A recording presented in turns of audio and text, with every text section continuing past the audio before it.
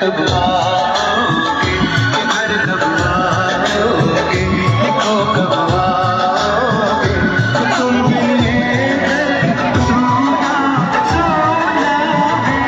সোনাপুৰ মণ্ডল কাৰ্যালয়ত অনুষ্ঠিত হোৱা যি তিৰংগা যাত্ৰা কাৰ্যসূচী কেন্দ্ৰীয় ৰাজ্যিক আৰু আমাৰ জিলা ভাৰতীয় জনতা পাৰ্টিৰ পৰা যি নিৰ্দেশনা আছিল সেইমতে আজি 13 তাৰিখে ভাৰতীয় জনতা পাৰ্টি মণ্ডল কাৰ্যালয়ত ৰাতিপুৱা ৰাষ্ট্ৰীয় পতাকা উত্তোলন কৰা গ'ল।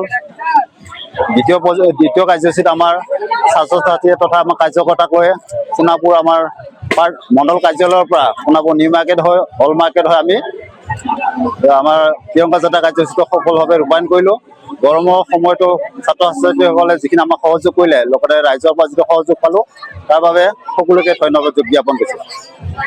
সোণাপুৰ মণ্ডল তৰফৰ পৰা 80% স্বাধীনতা দিৱসত উপলক্ষে আজি যিহেতু 13 আগষ্ট তাৰ 13 আগষ্ট আমি ইয়াতে যিমানকেইটা কলেজ হাই ছেকেণ্ডেৰী স্কুল আমাৰ ইয়াতে 4খনমান স্কুল লগ লাগি 400+ ষ্টুডেণ্ট লগ লাগি আমি সোণাপুৰ মণ্ডল কাৰ্যালয়ৰ পৰা আমি পদযাত্ৰা কৰিছোঁ। আমাৰ মাজত আহি পৰিছিলে ৰাজ্যিক সাধাৰণ সম্পাদক সুশান্ত বিশ্বাস আৰু লগত আমাৰ মাজত আছিলে আমাৰ ডিমুৰীয়া সমষ্টিৰ বিধায়ক ডক্টৰ তপন দাস। আমি খুব সুন্দৰভাৱে আজি এই ৰিলিখন কৰা গৈছে আৰু খুব সফল হ'লে আৰু সকলোৱে এই পদক্ষেপটো লৈ তাৰে কামনা কৰিছোঁ। আমাৰ ইয়াতে যিমান মণ্ডলৰ মৰ্চা আছে মৰ্চাসকলে সকলোৱে লাগিছে আৰু বিষয়ববীয়া সকলোৱে লাগিছে আৰু আপোনালোকেও আহিছে, বহুত বহুত ধন্যবাদ।